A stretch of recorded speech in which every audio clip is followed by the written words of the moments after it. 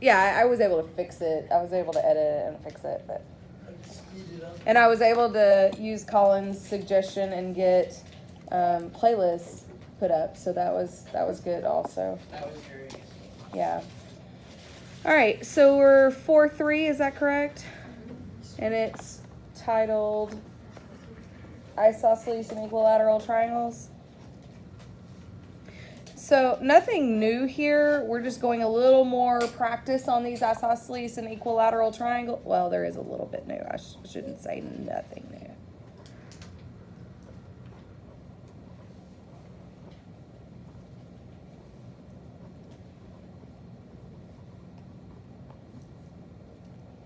Just a little more practice on them and a couple of new little things that we've kind of sort of already touched on.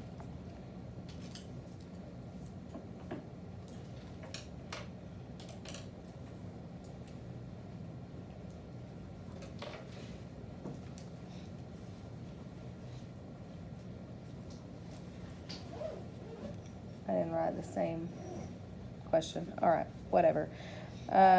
New characteristics.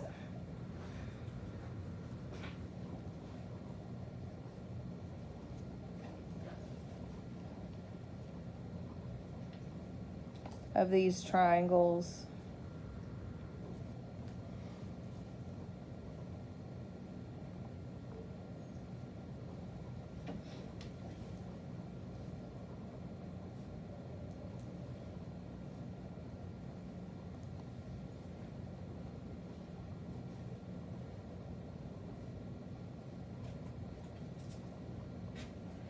That help me solve for angle and side measures.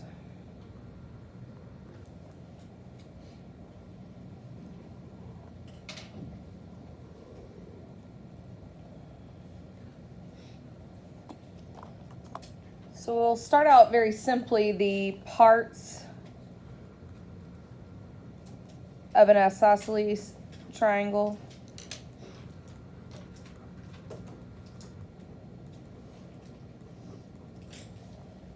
Draw me one here.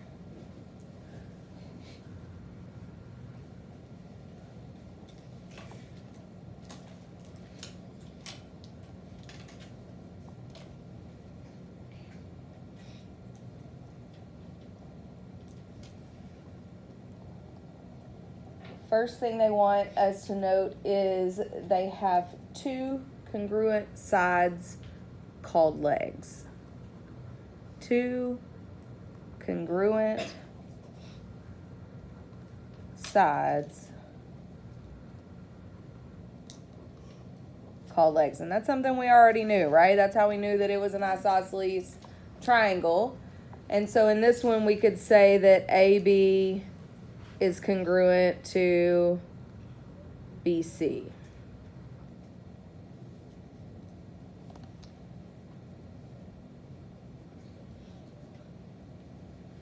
The angle where the two legs intersect is called the vertex angle. Let me underline legs there. That's a vocabulary term.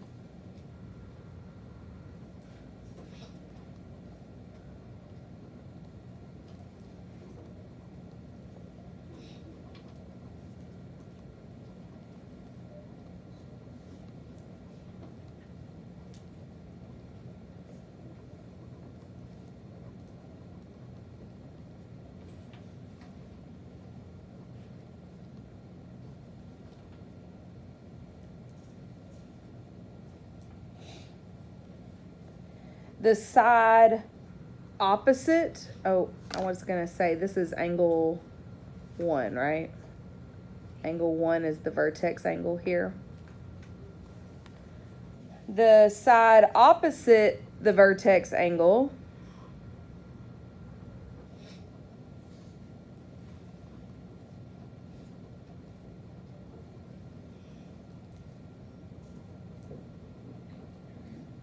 is the base.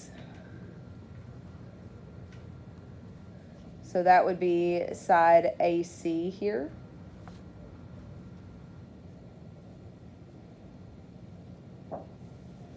And lastly, the angles on each side of the base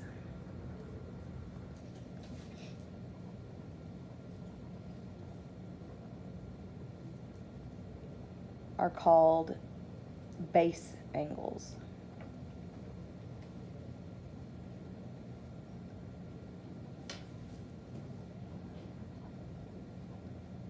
So that would be angle 2.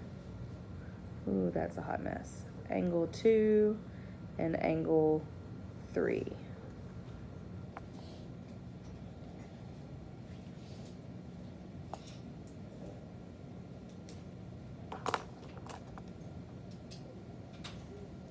So just your normal parts of your isosceles triangle. These are the things you learned probably back in middle school for the most part, yes?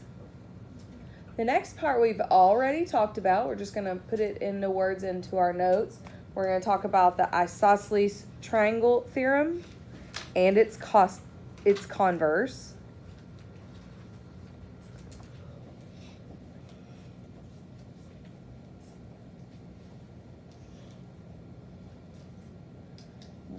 The triangle theorem says if two sides of a triangle are congruent, then its base angles, or the angles opposite those sides, are also congruent.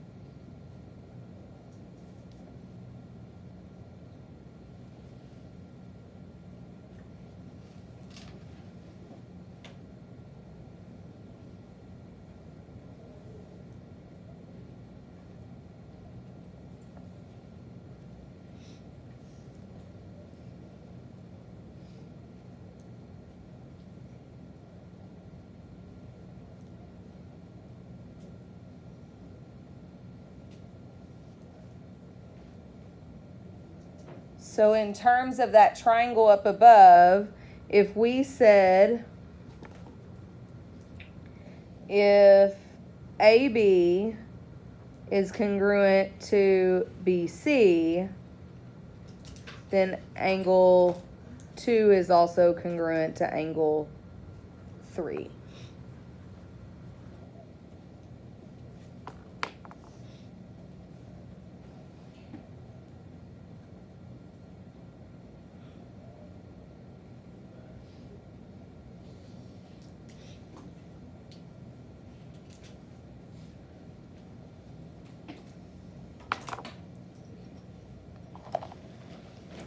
And then the converse of that theorem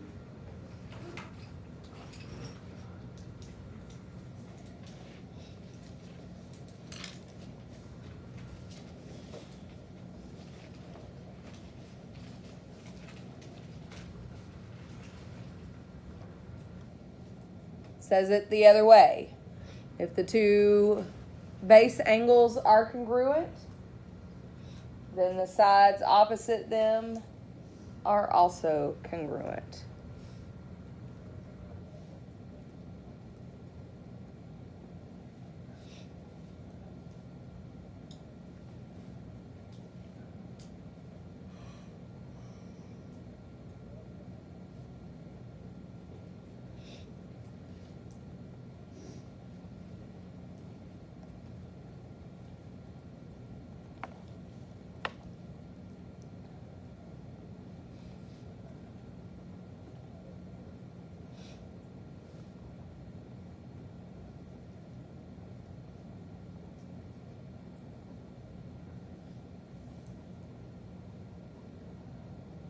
So if we put that in terms of the triangle up above, if angle 2 is congruent to angle 3, then side AB is congruent to side BC. So it just says it the other way.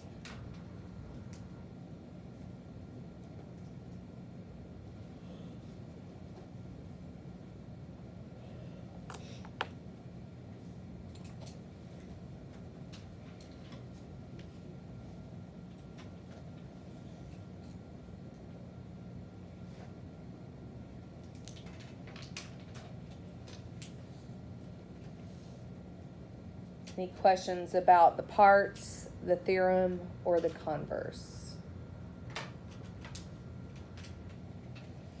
Pretty straightforward and things we've already talked about, so I don't feel like this lesson is anything real new to you guys, just more repetition in what we've been looking at. Okay?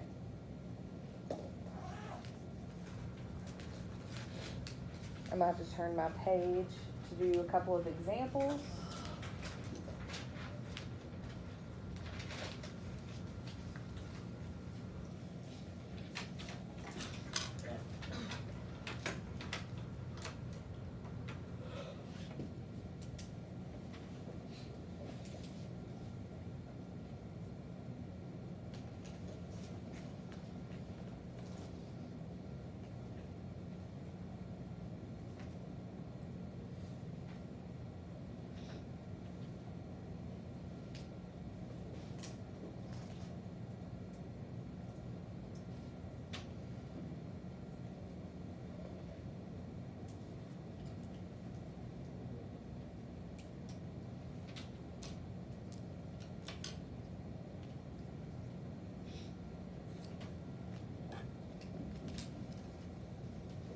Good.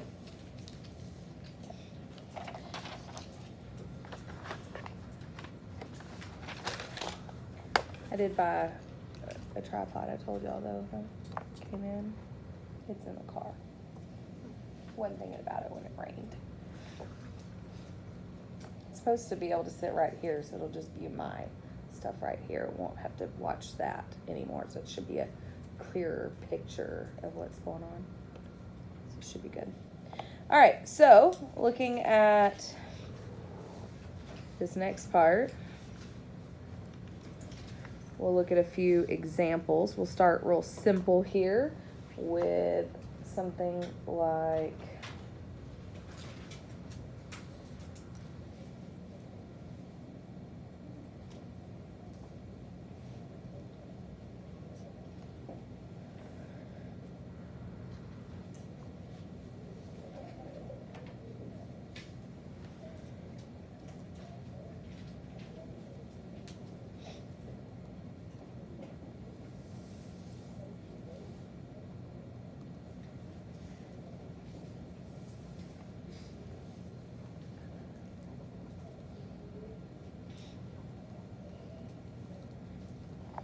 so I have this obtuse triangle,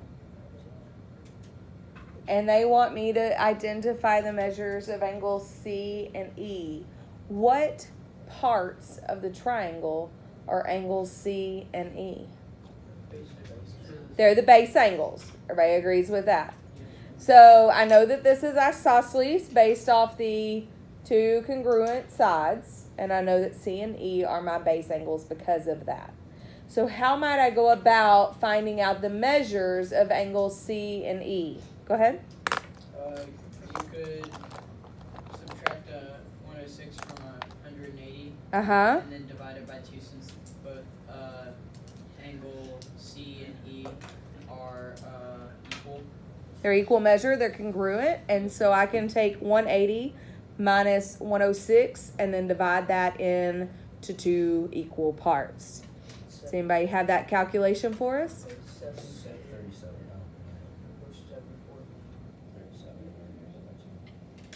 This whole calculation, what would that be? Thank you. Y'all were saying several numbers. I was just making sure we were getting the correct one.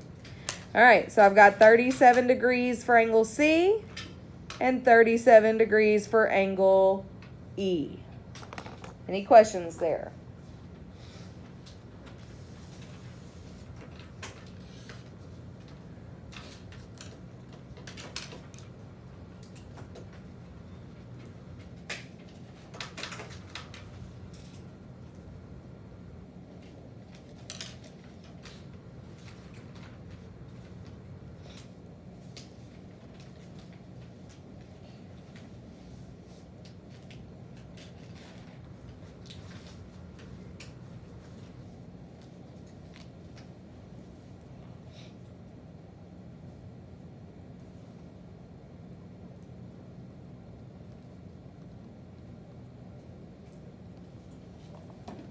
So they want me to find out what the value of x is. So tell me what I know about these two expressions. They're base angles, therefore they are congruent. And so if I know that they're congruent, how can I find out what x is? Set them equal to each other. Doesn't matter which one goes first. I was preemptively keeping my x's on my right side by keeping the larger one on the right side, but it does not matter. You still end up solving for x either way. I added them before I got done there. And so I have 3x equal to 39. And when I divide by 3, I get x equal to 13. Could I also go back and find the measure of the angle? Yes. By doing what? Plugging in. Plugging in 13. Does everybody agree with that? Yes. Okay. You guys try this one.